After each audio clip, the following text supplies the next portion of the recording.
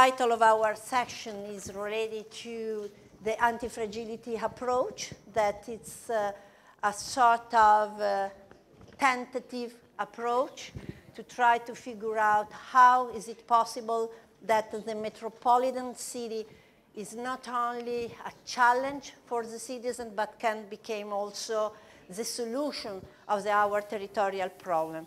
We would like to present an initiative that Politecnico di Milano and the Competence Center of the Dipartimento di Architettura e Studi Urbani and UN Habitat is trying to figure out. It's an initiative that tries to define tools and a strategy to be able to transform our metropolitan region in something that is much more, not only resilience, but not fragile, to try to face the nowadays climate change risk. We used to speak about metropolis, not the metropolis of the last century, but the new metropolis, that is a second modernity metropolis, and Istanbul is perfect to represent this issue. And we would like to present the metropolis not only as a value, but as a resources for the state and for the municipality. Our aim is to define possible future changes for quality of life of the citizen at a local scale is our aim and goal. And we would like to think how the fragility itself, the uncertainty in which we live, is the place from which we can catch also some seed for the solution. So our goal is to anticipate the societal transformation, understand how this social transformation could impact the sustainable development goals. We are in a moment in which we have to territorialize, localize the sustainable development goals, and we would like to identify tools toward an anti-fragility approach for a de-risk condition. We think that this frame can also produce to develop a revolutionary potential over the next 10, 20 years. So we try to build future, studying the future. That is not only something that we can figure out through statistical data, but try to imagine what will happen, and we have to be ready. So I would like to leave the floor to Valeria Fedeli from Politecnico di Milano and Rava Forero from UN Habitat. If you would like to start, the main question for Valeria Fedeli is how can metropolitan governance foster anti-fragility by envisioning and experimenting with the co-production of knowledge and design processes with public administration? Thank you. Thank you very much, Antonella. Can you hear me? Does it work? Yes, thank you very much. And also, from my side, just a question. Can you also upload the presentation so that I can show some slides? In the meantime, I really thank the organization of the Marmara Forum for welcoming this idea of a panel organized by Antonella, Contin, which I really thank for taking the initiative to bring us all on the scene and discuss together a concept that was anticipated this morning in the plenary session, and I'm very happy about that, the concept of anti-fragility. I don't know how many of you are familiar with this concept. We as university and other association and people that work with and within public administration are getting more familiar with this concept. That, of course, is not just a way to replace the idea of resilience, but a way to, let's say, go beyond, as it is in our title. I'm here because under this general framework, I'm coordinating a research project. It's not actually a research project. It's a sort of platform for research, rising excellence in our university, that is dedicated to anti-fragility. We have been working for several years on the idea that people and places are getting more fragile. And now, in this new phase, we are working on the idea that we can support institutions being not just less fragile, but anti-fragile. I'm coming from a Department of Architecture and Urban Studies, technical university, devoted to design, planning, and these kind of things. And of course, we look at this big challenge from a specific point of view. That is the point of view of design. How can design help? And so what we are doing, if I manage to make it work, is basically that, because I see it here. It's not so relevant, I can speak without, but thank you.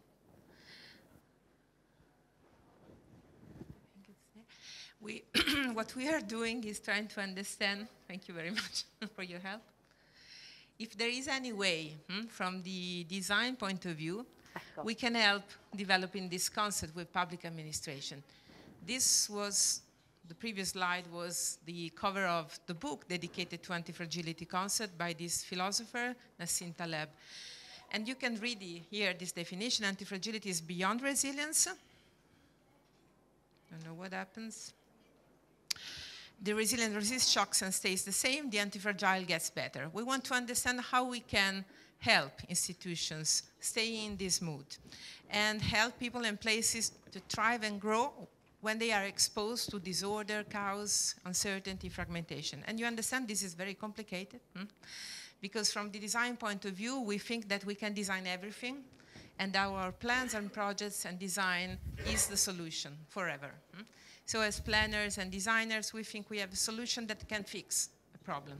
But under conditions of uncertainty, so institutions need to understand which are the limitations, which are the limits that design can go through, and how their projects and decisions can or not support people and places in developing the conditions to be less fragile and anti-fragile, be better despite uncertainty. So we have this competence center that we are developing together with public administration in Italy and for public administration in Italy that exactly wants to understand how we can help from our specific focus. We know that institutions are fragile objects because sometimes they are out of focus, they cannot manage with challenges that are always changing and reframing. They have no accountability or legitimacy. They have their intrinsic vulnerability. They do not have resources, people, competencies, and they always have to run after.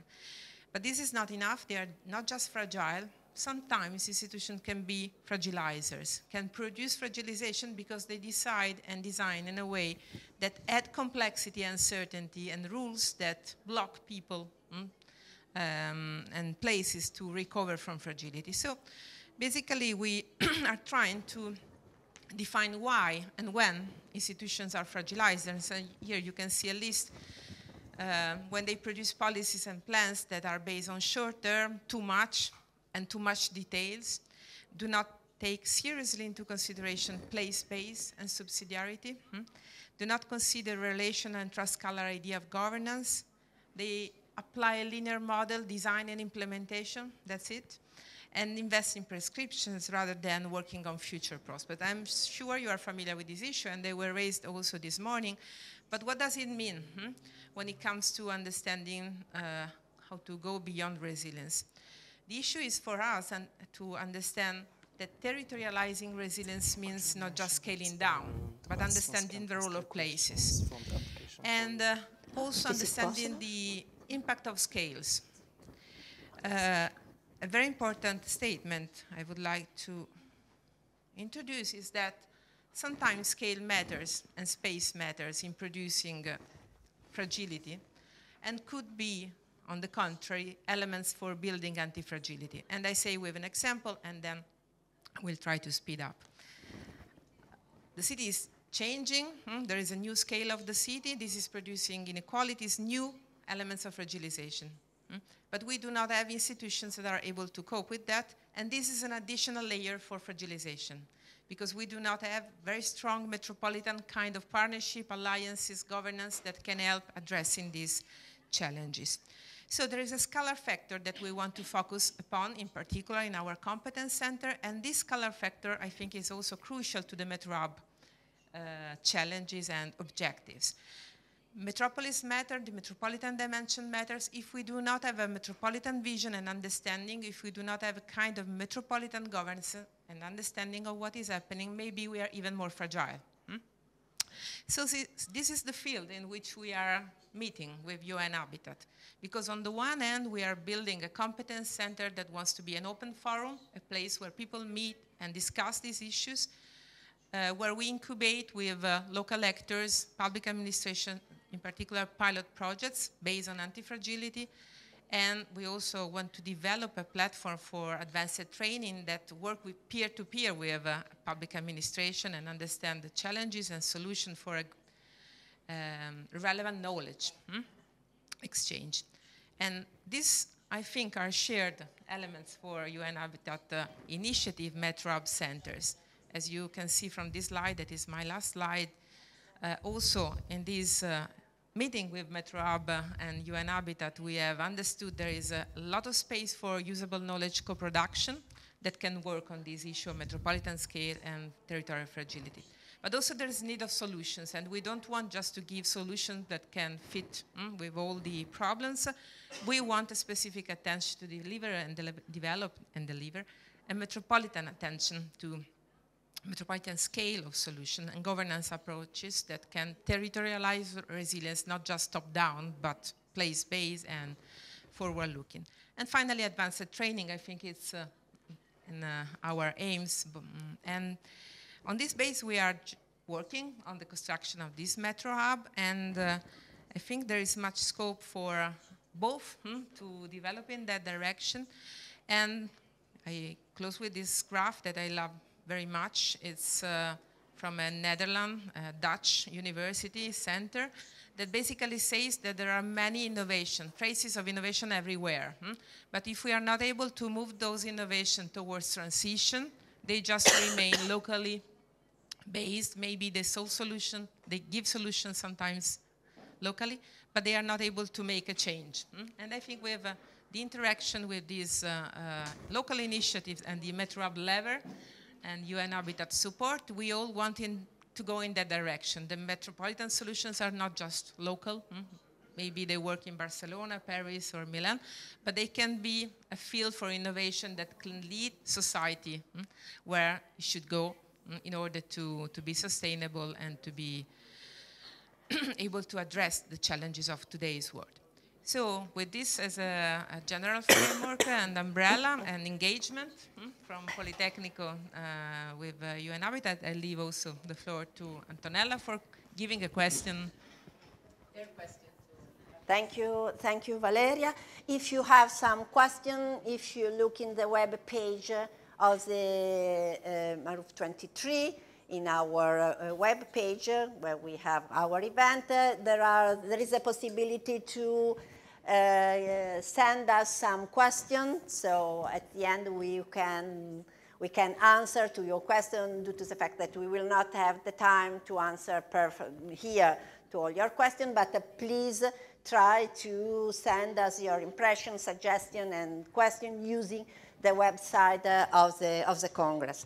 So I leave the floor to Rafael Forero from UN Habitat, and I really would like to understand, it's quite interesting what Valeria said regarding the fact that sometimes institutions can fragilize our territory, and we would like to understand how this anti-fragility approach could strengthen effective local and metropolitan multi-level governance for advancing the sustainable development goals. So how is it possible to find a strategy that helps us to localize SDGs, and if is it true that the metropolitan level is the level where the system works and help us to connect together all the issues? Rafa, the floor is for you. Thank you.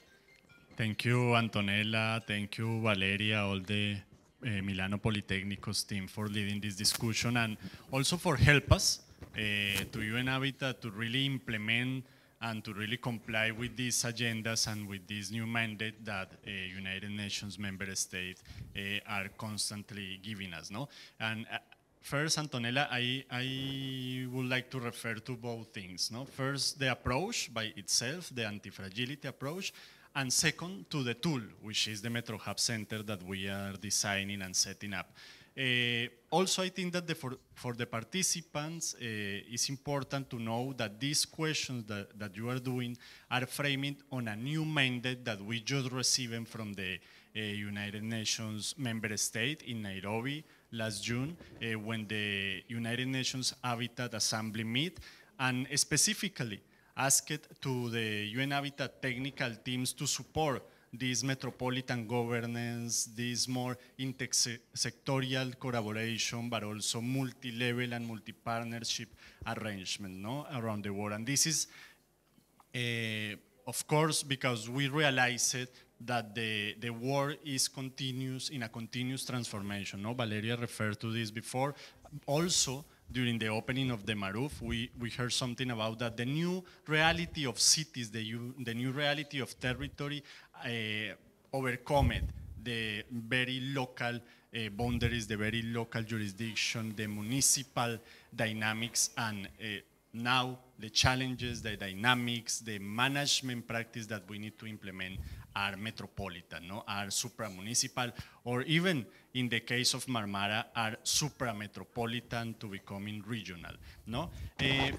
But in a concrete direction, how this anti-fragility approach can national government to implement all of these new approaches, all of these new practices, projects, and innovation that we need? I think that the reply is very simple. National governments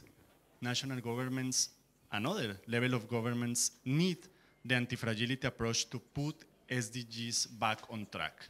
Just 2 weeks ago, during the United Nations General Assembly in New York, we heard that only the 12% of the measurable SDGs are on track in this moment.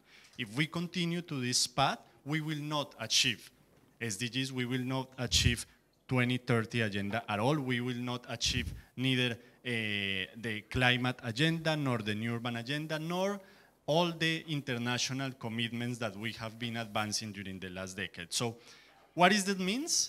Not comply with global goals. What it really means? It means more people suffering in all parts of the world. We see it, we see it daily, of course, climate catastrophes, big migration dynamics, declining of democracy, global hunger, socioeconomic disparities.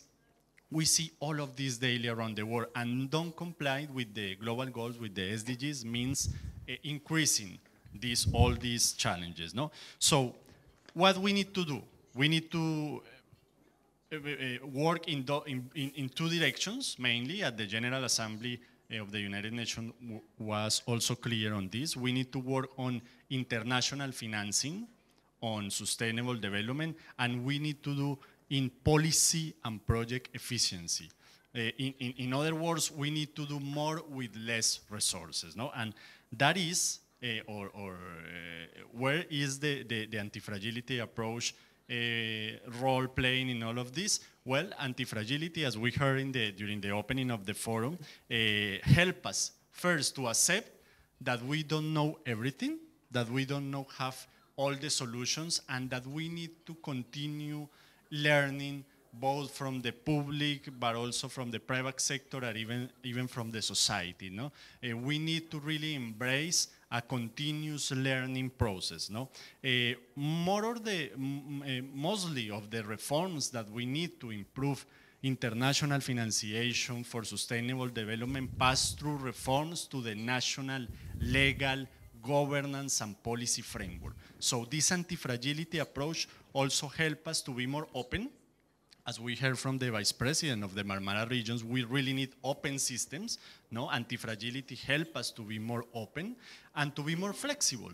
Be more flexible from the national level to implement reforms, to adapt quickly to the change, to practically implement solutions while the challenges and while the projects are still ongoing. No, I think that this is the more added value that we see in this approach. We really think that, of course, national governments, but also regional and local governments, and we ourselves in the United Nations, in the international community, also need to enhance capacities, and anti-fragility also help us to realize that we have infinite problems but limited capacities, no?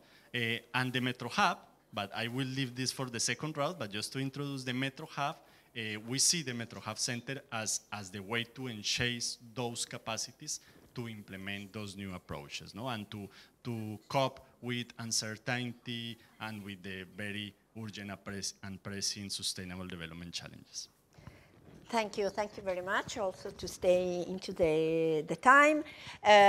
Remember your questions, suggestion, anxiety, and send us your point of view. Hatice Kursunku, sorry for the horrible pronounce, Planning Agency of Istanbul. Support people and places, Valeria said. Why and when? Rafa Fuerero told us about the time, the speed time, and Istanbul has to face incredible problem, natural hazard, earthquake. So how is it possible that a planning agency can face all these issues in time, and which kind of support for people and places? And do you think that the anti-fragility approach can allow you to put in place new strategy for that? Thank you. Thank you so much. Then I will talk about the fragility vision we use in our works in Istanbul Planning Agency, and how we are looking to the strategies and the anti-fragility solutions we use. First of all, we are facing lots of problems in our daily lives and in our cities, and we know that the cities are, especially metropolitan areas, are really fragile places we live. But we have to see that these are not short-term issues, not short-term problems we are living in. When we take a look at the crisis we are living, we can see easily that their roots and causes are the problems we know for a long time. So because of these, we are using the term crisis to describe the century we are living in. We are living in a crisis century. So if you are looking from this perspective, then we have to say that we will witness multiple crises in our lives in the future. So we have to be ready for all of the crises we will see. So the effects and consequences of this crisis will be most striking in large metropolises like Istanbul. So these issues we identify are related to each other. We have to get ready to deal with the challenges, all of them, and at the same time. So we are using this realistic approach in our works in Istanbul Planning Agency. Like Vision 2050 strategic plan we are working on, and the disaster and risk reduction processes, and so on. In this approach, we have defined 5 crisis areas to challenge with. These are governance and democracy, economy and development, ecology and environment, social welfare and justice, and built environment. So the crises that we have described are also multi-scaled and multi-layered. So challenges and struggles should be in multi-scaled and multi-layered too. Some problems can't be solved only by local governments. There has to be national and local governments collaboration. and also collaboration with NGOs, city diplomacy in the case of disaster like earthquakes we live. And the climate change as well. So we can give an example to the multiple and relational crises through the climate change. The climate change and ecological crisis are the results of the political choices we make. The climate crisis remains unresolved due to lack of ineffective decision making at both global or local levels. The problems is an indicator of a multi-layered political problem. And similarly, important causes of the climate crisis originates from economic growth also. It is also predicted that climate change will disrupt the local production balance and cause economic crisis, so it will affect local and global economy also. And the most important factor in the transformation of natural events into disasters that we live in is urbanization crisis. So overpopulation, insufficient planning processes, or unplanned development at the cities contribute to hazards. If it continues, climate imbalances will cause disasters, great disasters in the cities, like especially in metropolises. So, and the biggest impact is all these crises emerge is in the social field. We know the climate crisis will deepen social inequalities significantly. Social inequalities are gradually deepening due to the other crisis areas mentioned before. So the most current example of this problem is the migration crisis, we know.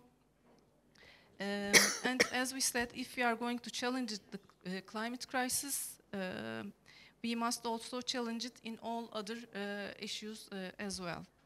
So after giving the perspective of resilience we are using in the works of our in Istanbul Planning Agency, I want to introduce to you shortly the works we are doing in agency.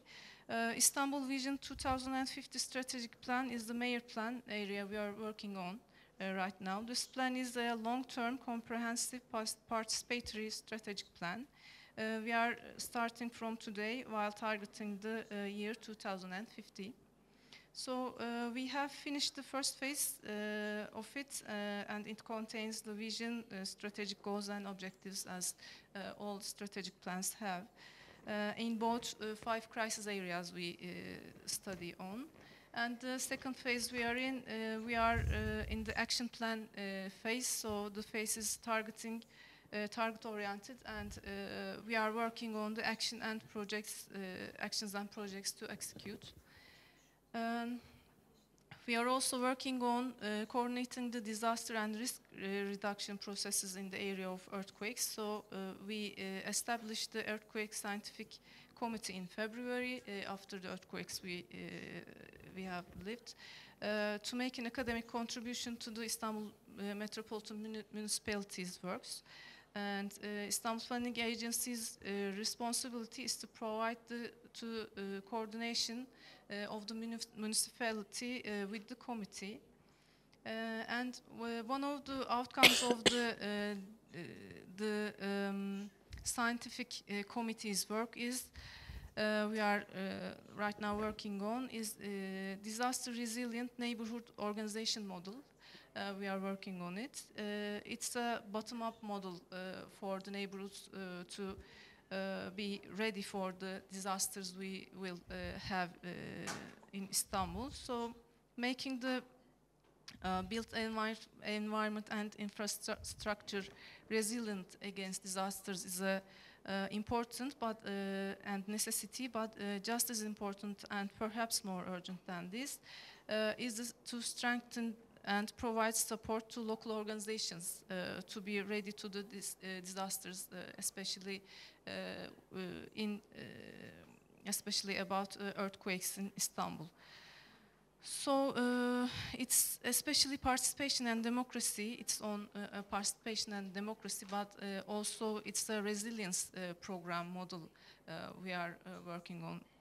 It is, and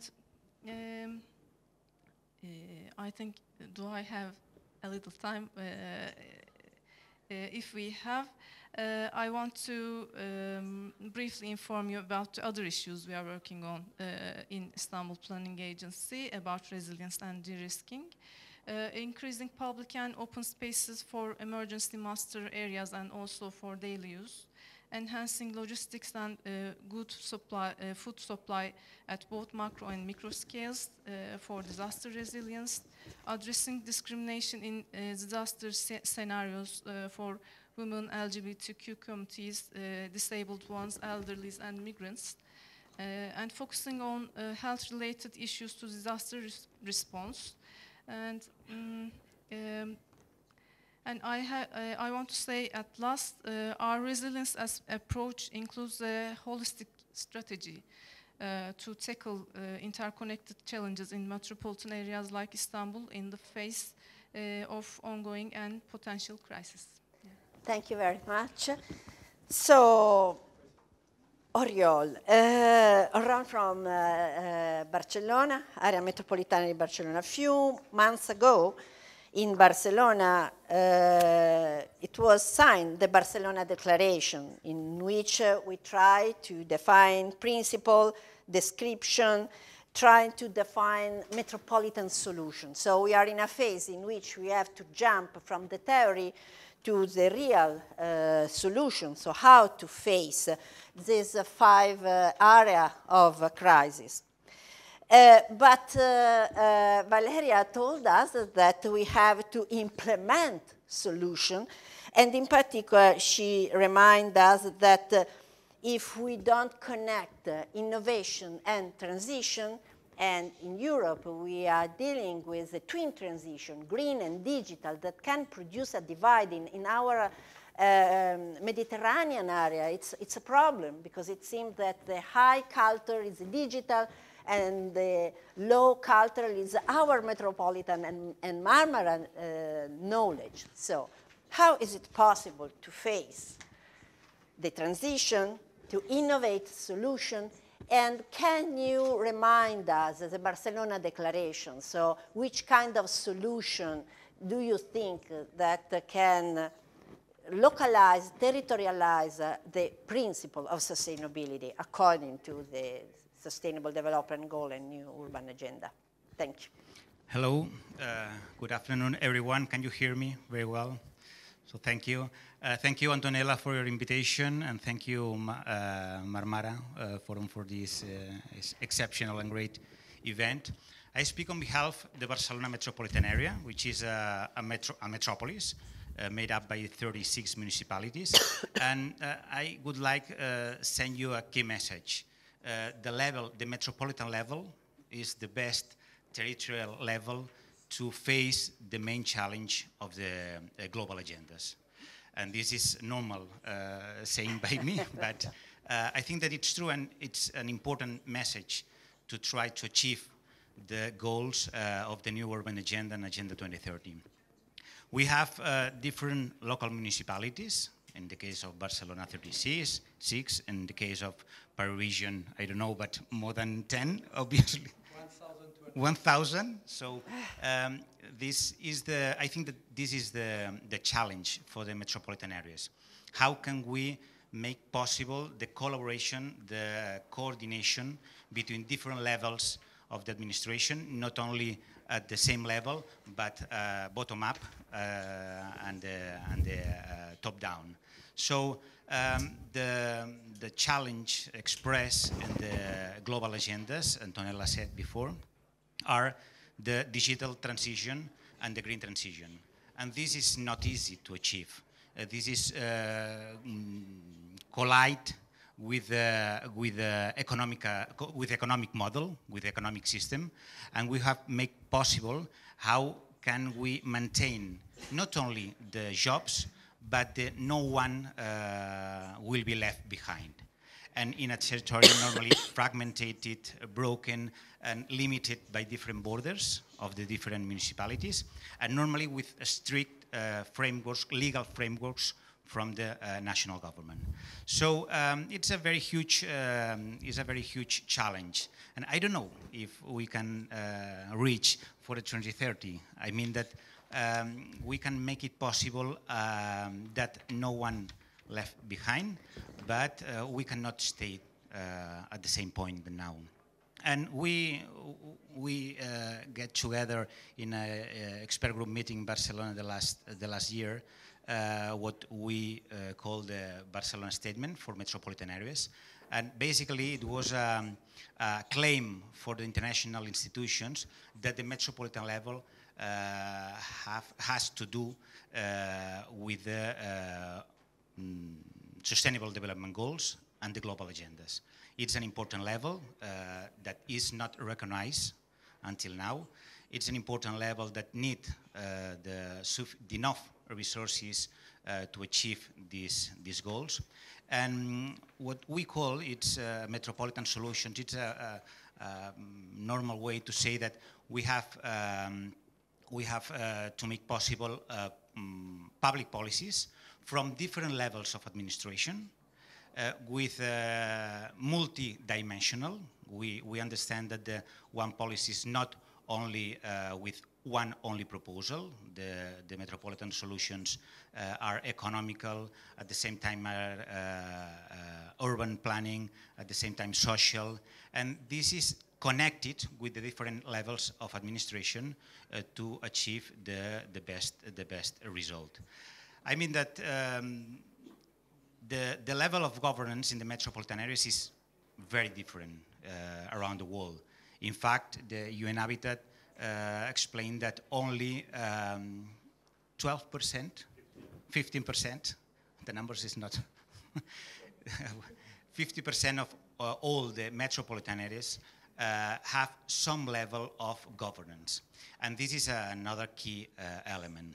How can we work with another municipalities, with another levels of administration, without compete with them, but collaborate with them? And this means that we should provide to our citizens about the public transportation, for example, the waste treatment, very important issue. For example, the keep of the green areas or the blue areas, the sea, the beaches, the lakes, and so on. And this is not possible at all without this collaboration between different levels of administration. So, well, I finish my intervention here, but the final message is that without fair recognition of the metropolitan level, we cannot probably reach the goals of global agendas, because this means a very radical change in our behavior, not only in our behavior as individuals, but the behavior of the public administration, the national governments, the local governments, and this is a huge challenge that we can face it. Thank you. Thank you, Oriol. So we understand that we need a systemic approach. All these challenges and all these area of crisis need a level that allow us to put all together in a system. So Paris and France is a matter of fact. And I would like to ask Eric Huber at the Institut Paris Reason, in which way, we spoke at the beginning that in some case institutions can fragilize our territory, in particular if we don't have a coordination among the different administrative levels. So from the point of view of your city, but also of your institution, how do you think that metropolitan agency can really produce these systems, this coordination to define in particular which are the priority and which are the elements in which we have to, also I would like to remember that the topic of MARUF is something that connects also the nature with the metropolitan city. So is it possible that the metropolitan agency can really identify the priority, the much more challenging vulnerabilities of our territory and produce this coordination? In which way you are able to convince the state, but also the municipalities, that they have to work together? To begin, just I want to focus on the extraordinary imagination of our politicians to make it more complicated. This is true. In Paris region, we have 7 levels of administrative bodies. Greater Paris metropolis is not a metropolis, it's just a dense area of Paris region. So what we say, the metropolis of Paris is the region, it's not the metropolis of Greater Paris. So we have the state government. I don't speak about Europe. We have the region, we have Greater Paris, we have 64 union of municipalities.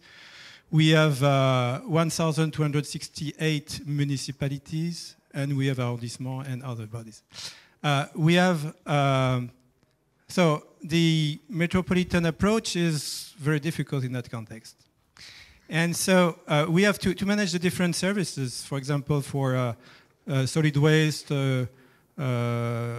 wastewater, etc. We have 700 syndicates of municipalities. Union of municipalities for that, 700, and so it is totally crazy. So you imagine the challenge that we have. The governance is different for each sectors. We have not the same governance for transportation, for solid waste, for water management, or for economic development, or for environment. In fact, in a metropolitan area, you have different governance. And so when we speak about the governance for a metropolitan area, we speak on what? Is there any supra-governance system? No, there is no supra-governance system. There is different governance systems that should find a way to connect together. So this is the reality of the metropolis.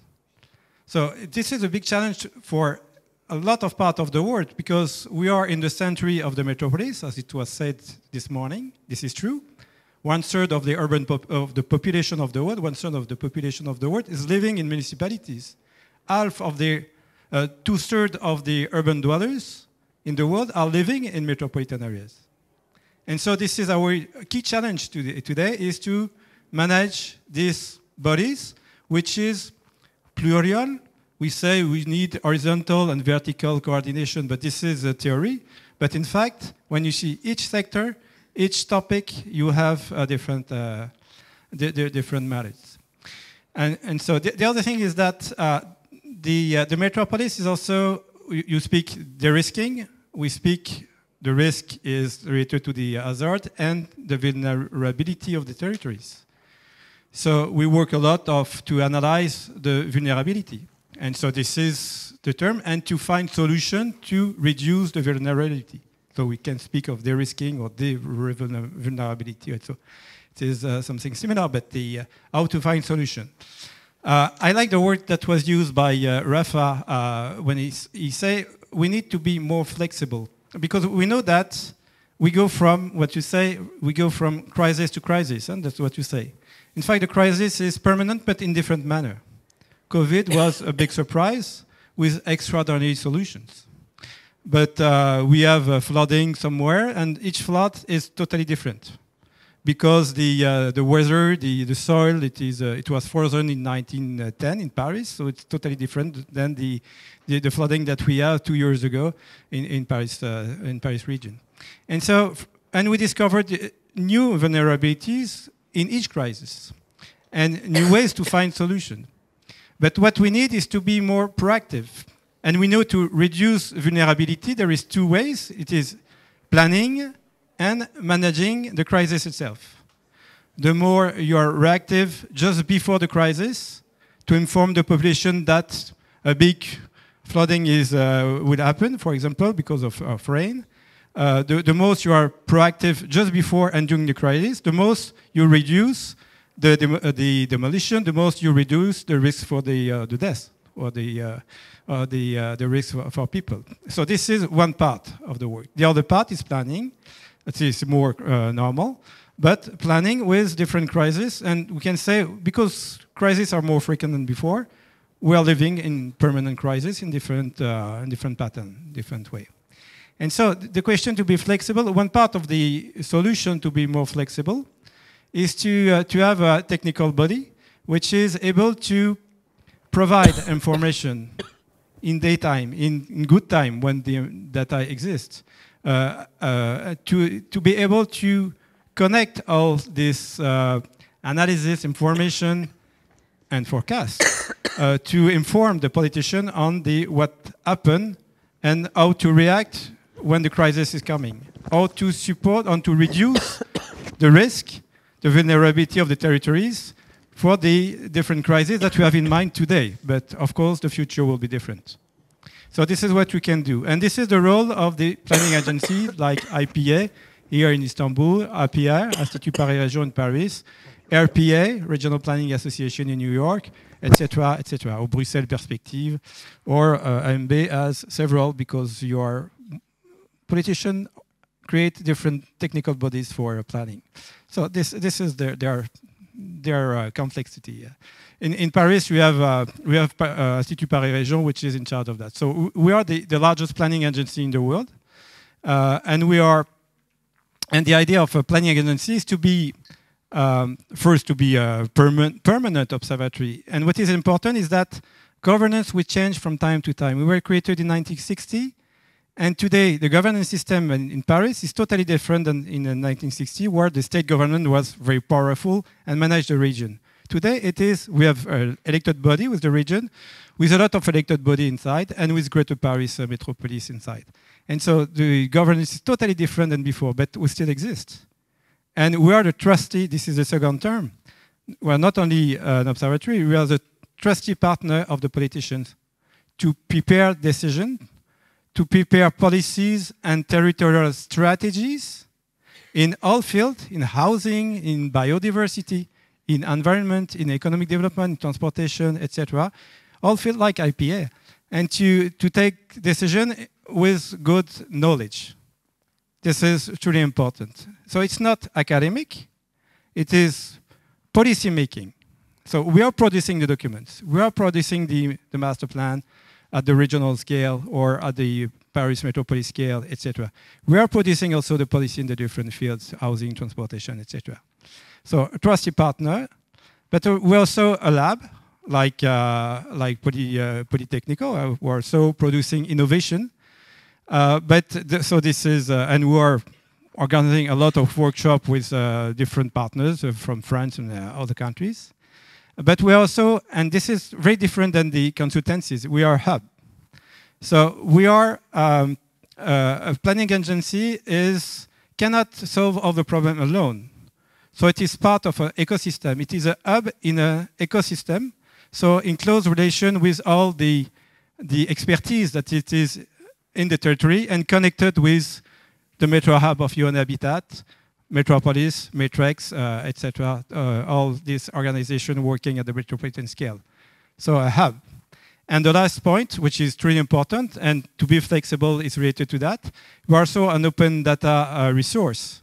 We have the regional library. It is here on planning and regional issues. But it is we organize a lot of conferences, workshops, seminars open to the public and training, and to share the knowledge and to receive from the different partners to know their feeling about the situation, because expertise is not enough. Data is not enough because there is a lot of fake data. We need expertise to make it correct, to make it significant. But expertise is not enough because because experts have their own vision, their own methods, and so I will finish. And so the expert should confront his results with the stakeholders, with all the actors. So we're working with them permanently, and we share the results, not as a final result, but to share the result to see if is it relevant what we say. This is a new idea. Do you think this is a good idea, or it is really representing what you are living today in the society? So this is the ecosystem is truly important. It is a reason why planning agencies are very important elements to support the governance. Governance, of course, exists, but it should be strengthened. But the technical body like IPA for Istanbul or Marmara is a very important tool. It's the reason why during Habitat 3 conference last week, we just we create the global network of planning agency, which is metropolitan territorial planning agencies, and to put all together and to share experience of the different planning agencies worldwide. Thank you. Thank you very much, Eric. Knowledge this coordination system, you see, also is needed not only when we speak about the different governance level, but also between the different stakeholders. We used to say that the metropolitan discipline is not something the academy can figure out alone, because probably academy knows how to start, but the project is in the hand of the civil society and civil servant and policy maker. I would like to introduce Carmine Pacente from the... It's open? All right, now yes, it's open. I would like to introduce Carmine Pacente from the Città Metropolitana di Milano. In Italy, we know that probably we have some problem regarding the relevance of the metropolitan level, but we know that the Città Metropolitana di Milano produced a territorial plan quite innovative, trying to put together economy and environment and try to figure out a system of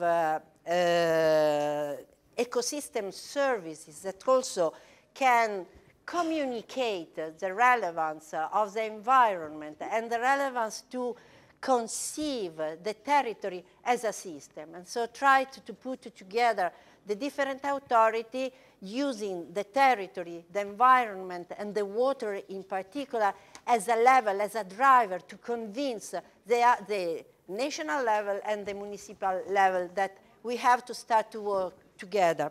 And I would like to ask Carmine Pacente, which kind of novel tools the Città Metropolitana di Milano put in place, try to, today probably I didn't sign, but it was the president of MARUF that spoke about the incentive. We try to define some also economic and financial incentive to convince the different levels to go together. So please, the floor is for you.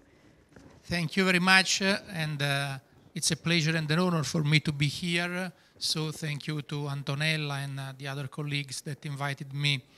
It's a pleasure because some years ago I wrote also a book on the metropolitan areas in the European perspectives with a comparison among Barcelona, Vienna, Milan, Lyon, Stuttgart, and other important metropolitan cities and metropolitan authorities, to be specific, in the European Union. But today in Italy, and I'd like to give you some information about the situation in Italy because I think that the framework is really important. The situation is this. The metropolitan areas have an important territorial relevance, but recognized also by the economic actors and not by the institutional authorities. This is the evidence. This is the reality. Because their competencies, as I wrote in the slide, are not so clear, and this is the point, in my opinion, they didn't receive adequate resources funds from the national government and from the regional government. Because, and I give you my opinion, there is a competition between the metropolitan authority and the region, for example. You can imagine the Lombardy without Milan. You can imagine the Baden-Württemberg without Stuttgart, or the Catalonia without Barcelona, or the Ile-de-France without Paris. It's not possible.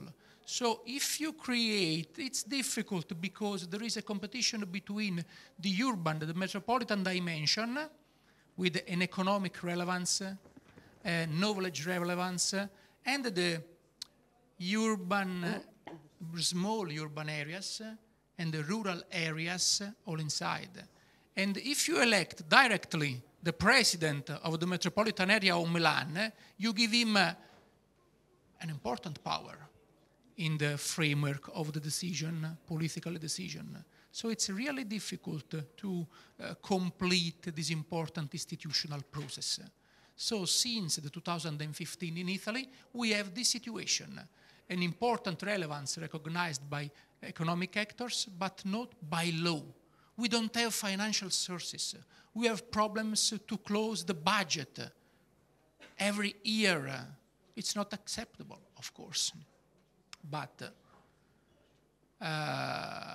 some numbers, because I think that it's important. In Milan, we have 133 municipalities with 3.2, 3.3 million people. The 40%, less than the 40% in Milan, in the municipality of Milan, and more than the 60% in the metropolitan area. But there is not a political and legislative framework. So the mayor of Milan, that by law is the mayor of the metropolitan area, is elected directly by the population of Milan, the citizens of Milan, but not from the citizens of the metropolitan area. So you can understand very well, I think, that there is an imbalance of attention, I can say. But,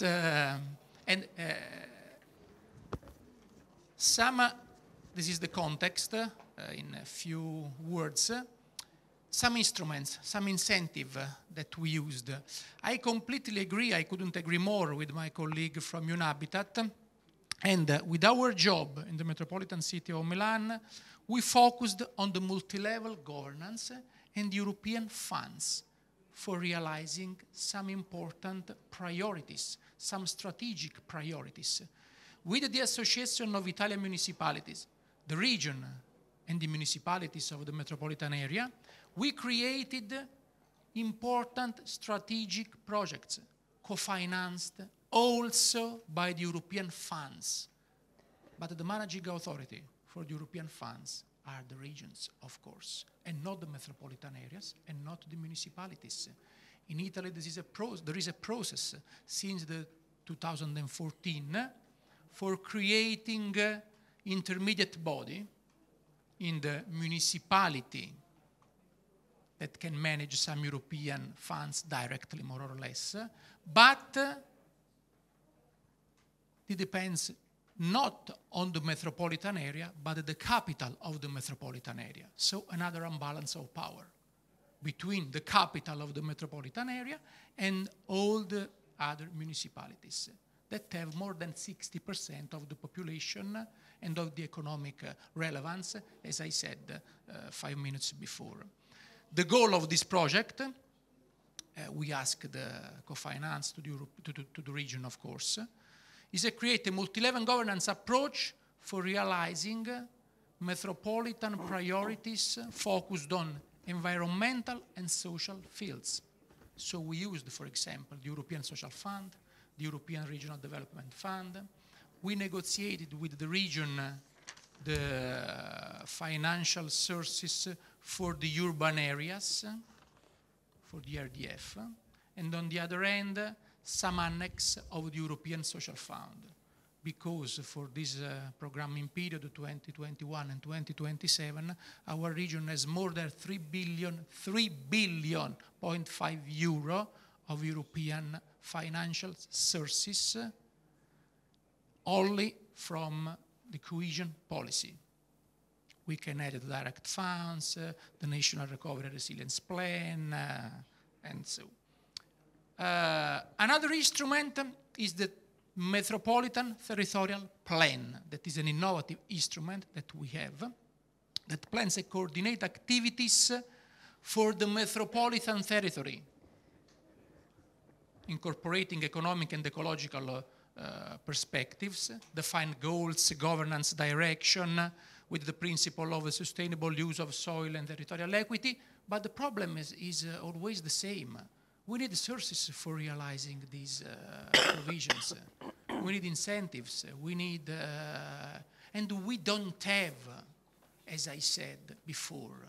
So we have to ask to the region, we have to ask to the national government, we have to ask to the European Union, but we don't have sources, financial sources, for realizing our priorities. And in my opinion, it's not acceptable.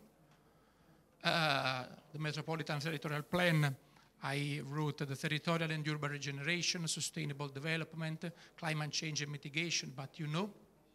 And in our country, in the European Union framework generally, because we are in Istanbul today, but in the European framework, we have an important advantage, in my opinion, because we don't have a problem of financial sources today.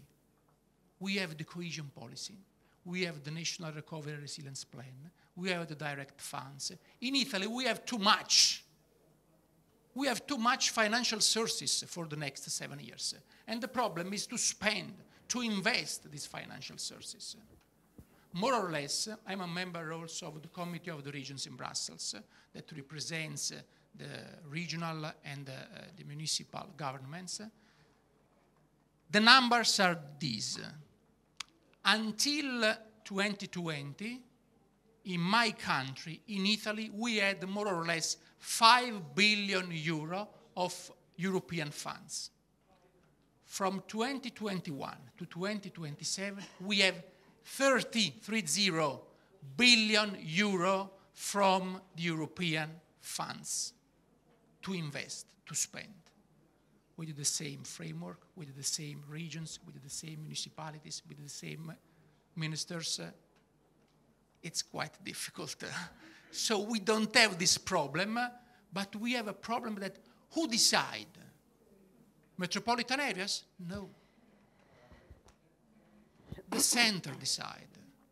The member state, something the region, something the capital of the metropolitan area, but not this important creation recognized by the economic actors, but not recognized by the political actors and institutional actors, as I said when I start. So, call for change.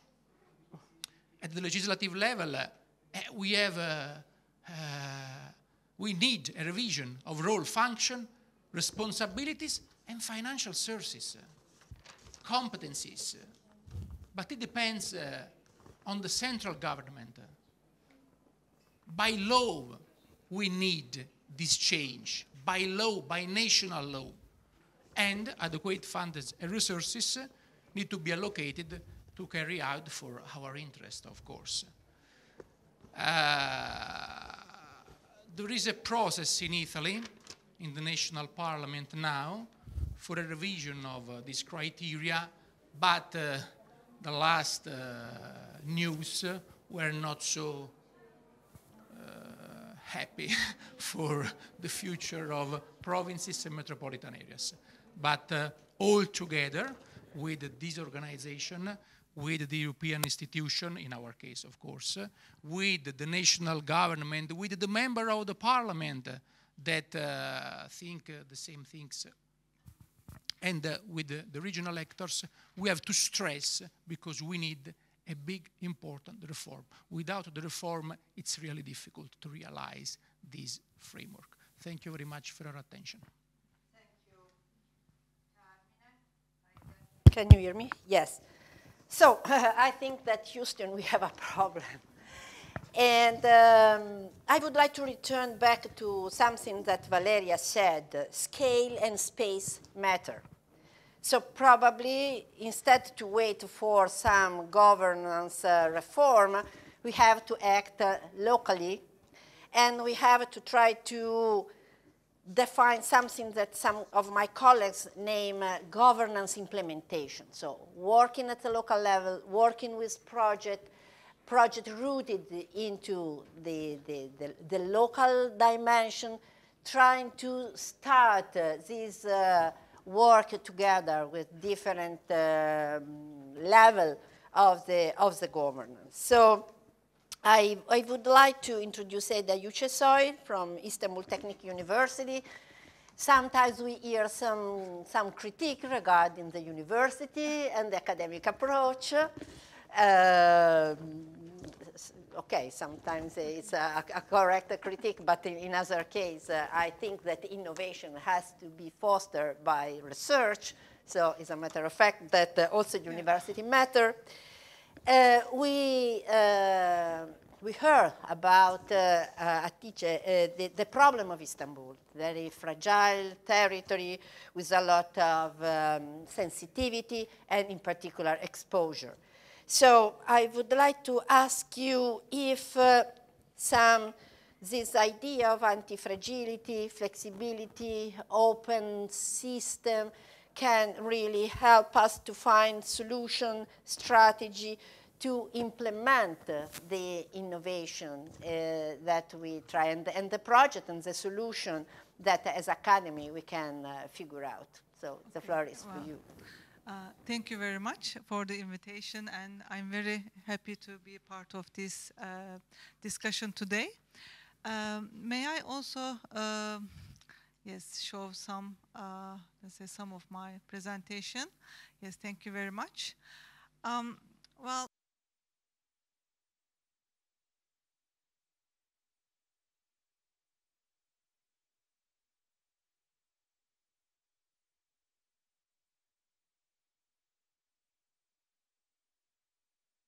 and it's tremendous. Since 2008, I've been doing some research on Istanbul, and it really changed again and again. And just to give you some figures, just maybe, oh, sorry, this is not the case. Go back.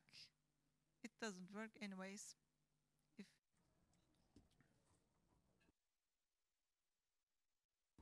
Neyse, sorun değil. Şimdi İstanbul dediğimizde 16 milyon insandan bahsediyoruz. Artı 4-5 milyon kişi de kenti kullanıyor. Kentin kullanıcısı. Dolayısıyla her gün yaklaşık 20 milyon insan İstanbul'da yaşıyor. Şu veya bu şekilde. Doğrudan İstanbul'da ikamet etmiyor olabilirler fakat burada mevcutlar. Kent 1800 kilometre karelik bir alanı kapsıyor. Ve nüfus yoğunluğu genelde 3000 civarında, fakat bazen bu nüfus yoğunluğu 96.500'e çıkıyor. Kilometre kare başına insan. İşte belli ilçelerde ise bu 6'ya düşebiliyor. Dolayısıyla çok büyük bir dengesizlik var İstanbul çapında ve kent sakinleri haricinde 400.000 ticari kuruluş olduğunu söylemek isterim. Bu anlamda mesela dünyanın en büyük 3. ticaret odası İstanbul'da, İTO. Ve bu kuruluşların %10'u yabancı şirketler. Aynı zamanda tabii ki göçmenler tarafından kurulmuş şirketler de var. Ve toplamda Türkiye'nin GSİH'sının %40'ını üretiyor İstanbul. Dolayısıyla kurumlar dediğimde yani özel şirketleri de kastediyorum. İstanbul'da özellikle özel sektör çok kuvvetli tabii ki. Çok önemli. Tabii ki yönetim süreçlerinde bir takım değişiklikler gördük Türkiye'de. 2008'den beri tedricen bir merkezsizleşme, ademi merkezleşme süreci gördük. Fakat 2012'ye geldiğimizde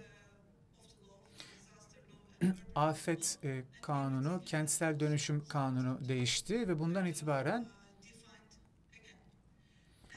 bambaşka bir tanıma kavuştu artık yapı.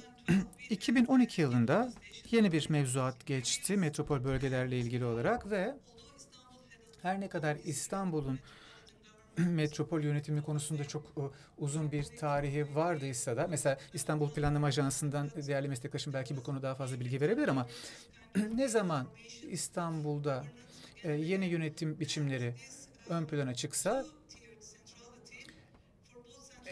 şimdi yani bir merkezi hükümet düzeyinde bir de metropol düzeyinde aslında yönetim düzlemi vardı. Neden? Şimdi İstanbul'da çok sayıda daha küçük kent metropol olarak, Büyükşehir Belediyesi olarak ilan edildi. Halihazırda Türkiye'de 31 tane Büyükşehir Belediyesi var. Fakat bunların en büyüğü tabii ki İstanbul. Peki İstanbul kentinde ne tür değişimler gördük? Şimdi İstanbul'dan bahsettiğimizde 1980'lerin İstanbul'u gerçekten sanayi anlamda bir canavar gibiydi. İşte çok yoğun anlamda gecekondular vardı. İşte dolmuşlar aklımıza geliyordu İstanbul dediğimizde. İşte sokak satıcıları, işportacılar vesaire. Fakat 2000'lerden itibaren bu önceki kent deneyimi ciddi anlamda dönüşüm geçirdi. Artık küresel bir kent haline gelmeye başladı İstanbul. Kırdan kente göç giderek hızlandı. Aslen ulus devleti içinde bu göç gerçekleşti. Daha sonra ilerletemiyorum slaytları. Bazen çalışıyor, bazen çalışmıyor. Şu anda çalıştıramadım. Neyse.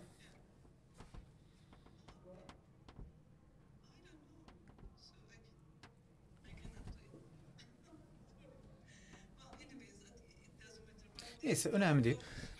Ama işte bu tür gecekondular vardı, işte efendim dolmuşlar vardı, işte işportacılar vardı. Böyle bir kent dokusundan ciddi bir dönüşüm geçirmeye başladık. 1990'lardan sonra bir tür trend karşımıza çıktı. İşte İstanbul küreselleşiyor demeye başladık. Göç trendleri değişti. Richard Florida buna yaratıcı sınıf diyor. Yaratıcı sınıf giderek İstanbul'a gelmeye başladı. Ve bundan 10 sene sonra, yani 2010'larla beraber yeni bir göç modeli karşımıza çıktı. Yeni bir göç dalgası diyelim. Uluslararası bir göçtü bu sefer bu. Yani ülkenin etrafında yaşanan politik krizler nedeniyle, siz de biliyorsunuz zaten meseleyi. Şimdi kent ölçeğinde ne gördük?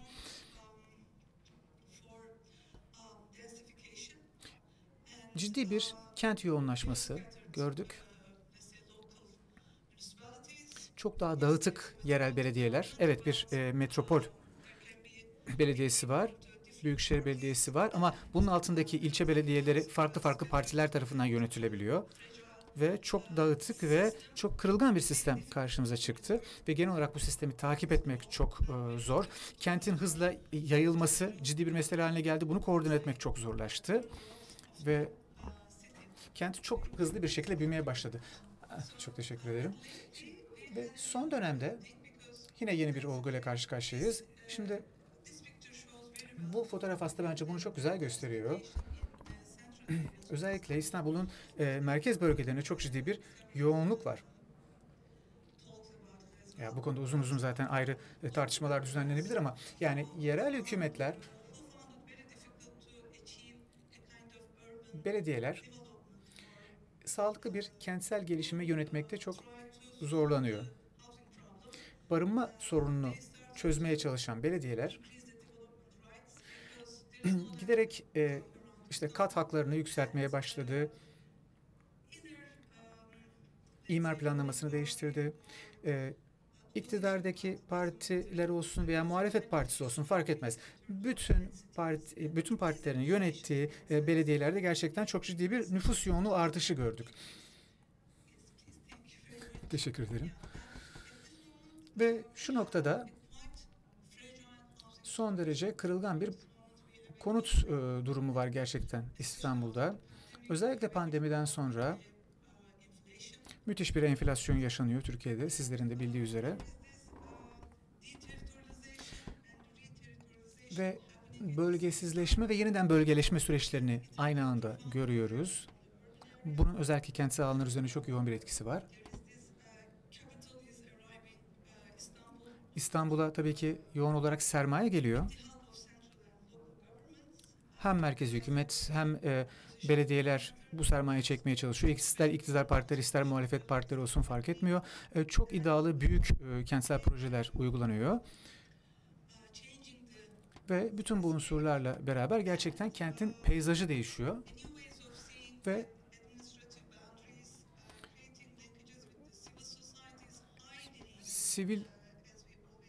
Sivil toplum tabii ki bu anlamda çok aktif. Belediyeler teknolojik gelişmeleri kullanarak sivil toplum taleplerini karşılamaya çalışıyor. Aynı zamanda bir tür kentsel okul yazarlığın aslında artması gerektiğini düşünüyoruz. Yani vatandaşların kent süreçlerine dair bilgisi artmalı. Şimdi evet, İstanbul'da bir Büyükşehir Belediye'miz var ama halihazırda çok büyük bir yapı. Ve aynı zamanda gerçekleşen başka süreçler var. Dolayısıyla aşağıdan yukarıya doğru, ortadan yukarıya doğru politik yönetişim süreçlerini arttırmamız gerekiyor. Bütün bu boyutları bir araya getirmemiz gerekiyor. Ve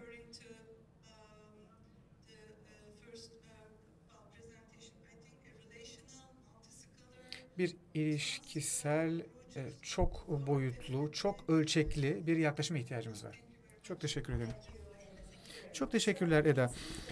Şimdi yani sanki metropollerin gündemine gelen bir adeta bir hayalet var. Bu da ekonomi. Şimdi bildiğiniz gibi ekonomi kavramı Yunanca'dan geliyor. Ekonomiya kavramından geliyor. Yani içinde yaşadığımız ev, içinde yaşadığımız bölge ile ilişkili bir pratik demek ekonomi. Oysa biz ekonomiyi genelde hep finans diye düşünüyoruz. İşte bankaya yatırılabilen bir meblağ vesaire. Fakat kentler o kadar büyüyor ki işin ekonomik boyutunu yürütmek çok çok zor haline geliyor. Şimdi Vlora Üniversitesi'nden, Arnavutluk'tan Fioralba Vela aramızda.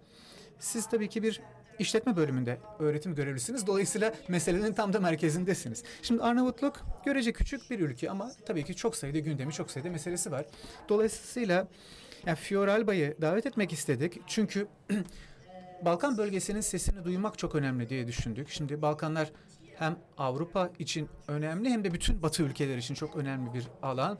Gerçekten Doğu ve Batı arasındaki ilişkinin böyle yumuşak karnı gibi Balkanlar. Sizce Arnavutluk'ta ki deneyimler bizlere neler öğretebilir? Hatice'nin söyledikleri çok ilginçti gerçekten. Biz metropol düzeyinde düşünüyoruz ama bütün kamusal alanı düşünmemiz lazım dedi. Mesela işte deprem karşısında sadece metropol düzeyinde değil, ulusal düzeyde, yerel düzeyde de düşmemiz lazım dedi. İşte bir deprem olduğunda, bir gıda krizi olduğunda bütün bu farklı düzlemler gündeme geliyor ve bunların hepsi metropolü etkiliyor. 2015 yılında mesela 2050 yılında gezegeni nasıl besleyeceğiz? Bu tür meseleler var. Dolayısıyla ekonomi bağlamında metropollerin nasıl bir rolü olabilir? Farklı farklı ölçekler arasındaki iletişimi nasıl kurup çözüm geliştirebilir? Arnavutluk bağlamında sizin çıkarttığınız dersler nelerdi? Antonella, çok teşekkür ederim davetiniz için ve bütün katılımcılara da teşekkür etmek istiyorum. Sunumuma başlarken küçük bir karşılaştırma yapmak istiyorum. Dünün Arnavutluğu ile bugünün Arnavutluğu arasında. Arnavutluk geçmişte bir devlet temelli ekonomik sisteme sahipti. Son derece yapılandırılmış kentleri vardı ve bütün kentlerde aynı gelişim modeli söz konusuydu. İşte Vlora'ya, Elbasan'a, Düres'e, farklı farklı Arnavutluk kentlerine gidebilirdiniz ve hepsinde aynı kent yapısını görürdünüz. Çünkü herkes aynı şekilde yaşıyordu. Bütün Arnavutların aynı yaşam modeli. Fakat 1990'lardan beri Arnavutluk tabii ki yeni bir kalkınma modeline geçiş yaptı ve Arnavutluk tabii çok sayıda zorlukla da karşılaşmaya başladı aynı zamanda. Neden? Çünkü değerli meslektaşlarımın burada ifade ettiği sorunların hepsi Arnavutluk'ta da mevcut. Mesela Tiran'da halihazırda, Tiran bir büyükşehir belediyesi tabii ki, bir metropol bölgesi. Fakat hani karar alma süreçleri anlamında, yapısal anlamda değil sadece metropol. Çok büyüdü Tiran, çok geniş bir alana yayıldı Tiran. Hem merkezinde hem perifer bölgesinde çok ciddi bir büyüme görüyoruz kentte. Tabii çok ciddi bir kentsel planlama sorunuyla karşı karşıyayız Tiran'da. Çünkü kentsel gelişim stratejileri 2030'lara kadar neler olacağını öngörmeye, buna dair çözümler geliştirmeye çalışıyor. Fakat bunun daha ötesine geçen çok daha uzun soluklu bir vizyon söz konusu değil. Bu nedenle gelecekteki problemlerin büyük bir kısmı bence göz ardı ediliyor. Özellikle kırsal bölgelerin kentleşmesi ciddi bir mesele. Özellikle Arnavutluğun Tiran bölgesinde sıkışıklığın, nüfus yoğunluğunun artması çok önemli. Bu işte atık yönetimi konusunda, plansız yatırımlar konusunda, aşırı kentleşme konusunda çok ciddi sorunlar yaratıyor. Bütün bu projeler için paraya ihtiyacımız var. Bir yatırım yapıyorsunuz, bir proje yapıyorsunuz. Fakat 5 sene sonra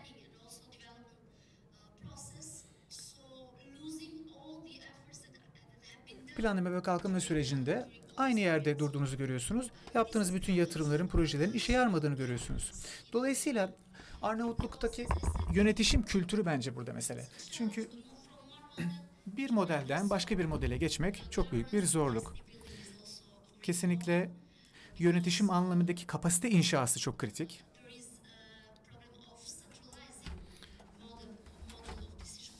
Karar verme süreçlerinin merkezileşmesi söz konusu. Biz demokratik bir ülke olduğumuzu söylüyoruz Arnavutluk olarak. Karar verme süreçleri bütün yönetim düzeylerini içeriyor diyoruz. İşte devlettir, belediyelerdir. Aynı zamanda yerel toplulukların katılımının çok önemli olduğunu söylüyoruz. Ancak onların katılımıyla direngen, dayanıklı kentler yaparız diyoruz. Şimdi aslında Arnavutluk'ta yerel toplulukların katılımı anlamında ciddi bir deneyimimiz var. Özellikle komünizm sonrası dönemde ciddi bir katılım deneyimi kazandık. Fakat yavaş yavaş bu katılım deneyimini kaybediyoruz. Giderek yerel topluluklar karar verme süreçlerine katılmaz hale geliyor. Aslında onların katılımı çok önemli. Çünkü mesele tamamen onların yaşam kalitesiyle ilişkili. Pek çok mesele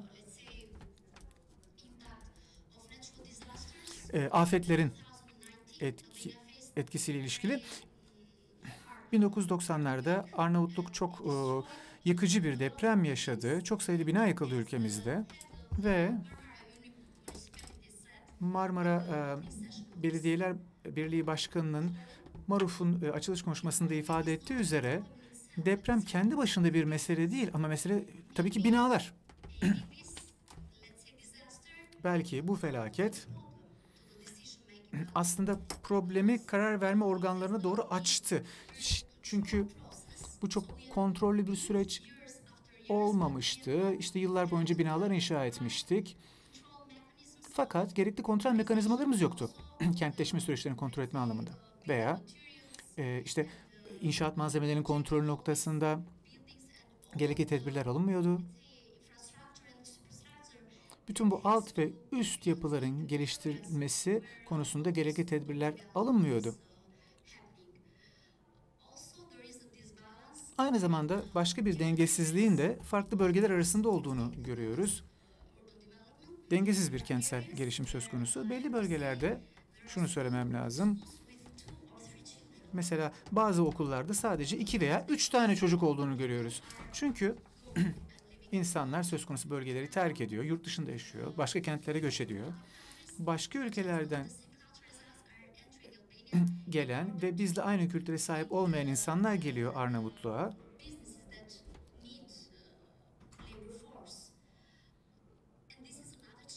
Ülkemizde yatırım yapıp emek gücü tedarik etmeye çalışıyorlar bu insanlar ve yine kentsel gelişim ve kırılganlık noktasında bu da başka bir önemli faktör. Neden? Çünkü şu konuda farkındalığı arttırmamız gerekiyor. Arnavutluk sakinleri, Arnavutluk vatandaşları daha bilinçli hale gelmek durumunda. Bu kalkınma sürecinin doğru istikamette ilerlemesi noktasında rol almalı. Sadece katılarak değil, kendi davranışlarını da değiştirerek, daha sorumlu birer yurttaş gibi davranarak. Çok teşekkür ederim. Yine hanımefendinin mikrofonu kapalı. Sanırım oturumumuzu kapatmaya yakınlaşıyoruz dedi sanırım. Size şunu hatırlatmak isterim. Çok güzel bir internet sitemiz var. Bu site üzerinden bize sorularınızı iletebilirsiniz. Anti-kırılganlık yaklaşımı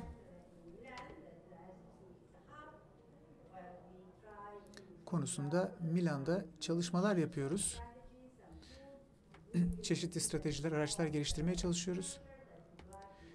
Bütün araştırmacıları merkezimize davet ediyoruz. Bu konu üzerine çalışan herkese kapımız açık. Kendi metropol bölgeniz bağlamında anti-kırılganlık odaklı bir çalışma yapmak isterseniz her zaman sizlerle birlikte hareket etmekten mutluluk duyarız.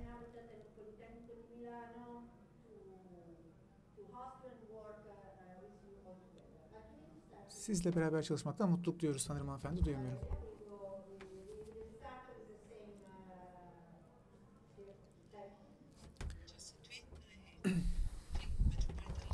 Şimdi az önce kentsel okuryazarlıktan bahsettiniz, metropol okuryazarlığı. Evet, kesinlikle böyle bir şeye ihtiyacımız var. Yani insanların kentsel anlamda vizyona ihtiyacı var, aksiyon almaya ihtiyacı var. Bu da çok doğru bir mesaj. Antonella'nın ifade ettiği gibi Metro Hub aslında temelinde tam da bu kentsel okuryazarlığı inşa edebiliriz diye düşünüyorum. Çok teşekkürler. Bir iki hususa vurgu yapmak istiyorum. Birincisi kavramsal yaklaşımlar elzem ama genel olarak araçlara ihtiyacımız, çözümlere ihtiyacımız var. Tam da bu kavramsal yaklaşımları hayata geçirmek için. Sizin konuşmanız çok güzeldi çünkü planlama ve uygulama arasındaki fark nedir? Finansman ve teknik kapasite. Dolayısıyla finansman ve teknik kapasite son derece önemli. Metro Hub'ın kurulmasının amaçlarından biri buydu. Milan Politeknik Üniversitesi'nde. Tam da amacımız teknik kapasitemizi geliştirmek ve küresel gündemi dolayısıyla kentlerimizde hayata geçirmek. Şimdi net bir şekilde ifade etmek istiyorum. Birleşmiş Milletler Birleşmiş Milletler Habitat olarak bir taraftan üye ülkelerimizin bize verdiği görevler var ama bir taraftan da belli bir teknik kapasitemiz var. Bunlar arasında bazen bir çelişki oluyor. Şimdi çok güçlü, çok önemli görevler yükleniyor bize. Fakat bizim sınırlı bir finansal ve teknik kapasitemiz var. Dolayısıyla küresel hedefleri hayata geçiremiyoruz. Dolayısıyla hepinizin desteğine ihtiyacımız var. Sadece Milan Politeknik Üniversitesi'nin değil, hepinizin değerli katılımcıların katkısına ihtiyacımız var. Ve yani kurduğumuz hub'ın tam da amacı bu. Gerçekten çok kaliteli araştırmalarla, çok kaliteli bilimsel yazınla, çok kaliteli proje tasarımlarıyla somut çözümleri bir araya getirmek ve bölgeler düzeyinde bu çözümler hayata geçirmek. Tabii ki bu fiziksel anlamda yerel bir merkez olacak. Yani Milan'da yerel düzeyde mevcut olan bir merkez ama bir taraftan da araştırma, çalışma, amaç bağlamında, yaklaşım bağlamında küresel bir merkez.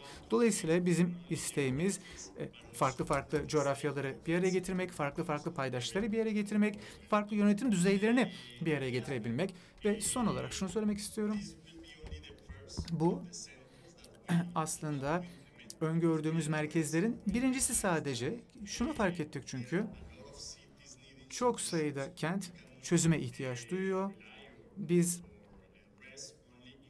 tek bir merkezle, tek bir paydaşla çözüm geliştiremeyiz. Aynı strateji diyelim Barcelona'da, Paris'te, başka kentlerde hayata geçirmemiz lazım. Bu yüzden de mesela Asya'da, diyelim Seul'de, diyelim Latin Amerika'daki Meksika'da değerli meslektaşım Marina burada. Kesinlikle bütün bu alanlarda farklı farklı merkezlere ihtiyacımız var. Tabii ki bütün metropollerimizin, büyükşehir belediyelerinin ihtiyaçları farklı. Mesela İstanbul gibi bir mega kentin çözümü Paris'e doğrudan uygulanamaz. Bu büyük kentlerin meseleleri daha orta boy düzeydekilerden daha farklı. Mesela Barcelona 5 milyon üstüne çıkıyor. Milan 3 milyon üstüne çıkıyor. Tiran 1 milyondan az nüfusa sahip diyelim. Bu orta büyüklükteki metropoller daha farklı bir yapıya sahip. Dolayısıyla bu farklılaştırmayı yapmak çok önemli. Bu bizim kurmak istediğim merkezlerin birincisi. Bu bağlamda Milan Politeknik Üniversitesi'ne ve Milan Büyükşehir Belediyesi'ne çok teşekkür etmek istiyoruz. Ev sahipliği yaptıkları için ve BM Habitat olarak hepinize bizle iletişime geçmeye davet etmek istiyoruz. Antonella ile diğer arkadaşlarımızla iletişime geçebilirsiniz. Aynı zamanda kendi belediyenizle de iletişime geçerek bu bağlamda küresel gündemin hayata geçirmesinde katkıda bulunabilirsiniz. Çok teşekkür ederim. Ne diyebilirim? Bence metropoller, büyükşehir belediyeleri çok benzer sorunlara sahip.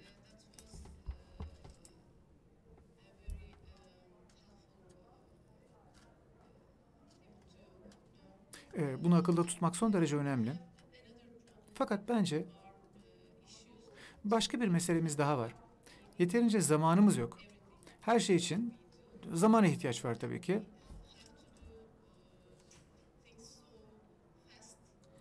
Her şeyi daha hızlı yapmamız gerekiyor. Fakat hem de kaliteli bir şekilde yapmamız gerekiyor.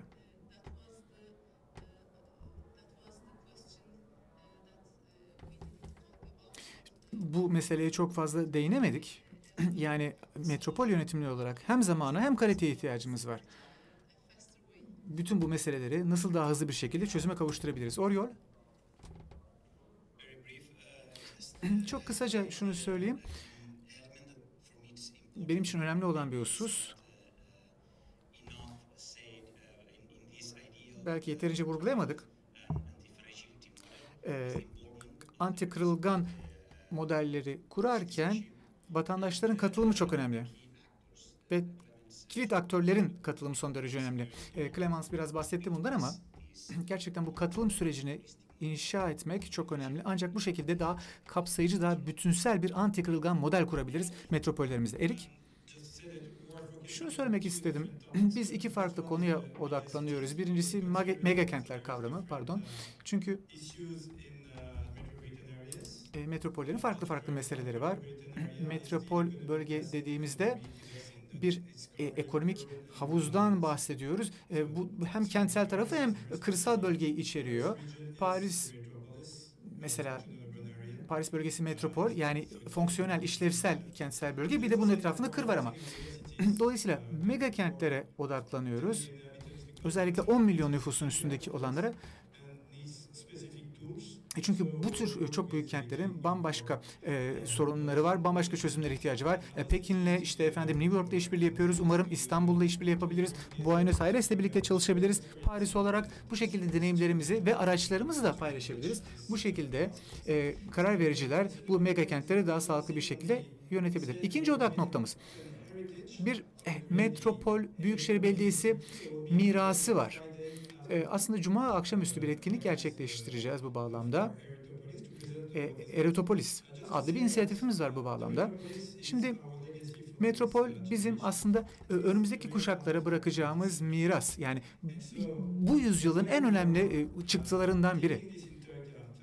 Dolayısıyla bunu hesaba katmak çok önemli. Bu sahiplenme hissinden bahsettik. Şimdi sadece ekonomik sektörü sahiplenmek değil burada mesele olan. Şimdi kentsel fonksiyonel alandan bahsettiğimizde ekonomik bir havzadan bahsediyoruz. Bir havuzdan bahsediyoruz değil mi?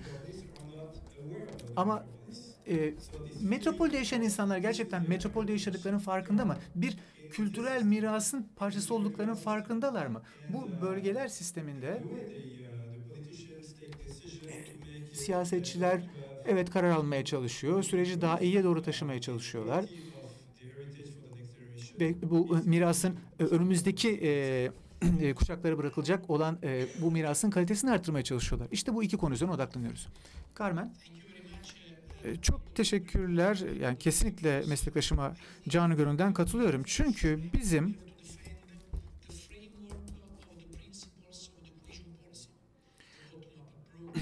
aşağıdan yukarıya bir politikanın gerçekten ilkelerini savunmamız lazım. Topluluğun başını çekeceği bir kentleşme ve vatandaşların katılımı. Şimdi fonksiyonel alanların çok önemli olduğunu vurguladınız kesinlikle. Fakat bir taraftan da belediyelerimizin teknik, kurumsal, idari kapasitelerini artırmamız lazım. Yerel kurumlarımızı güçlendirmemiz lazım. Çünkü bu tür bir kapasite inşa edemezsek bence önceliklerimizi belirleyemeyiz ve en temel önceliklere odaklanamayız. Çok teşekkür ederim ve gerçekten hepimiz güçlerimizi birleştirebiliriz diye düşünüyorum. Çok teşekkürler. Eda?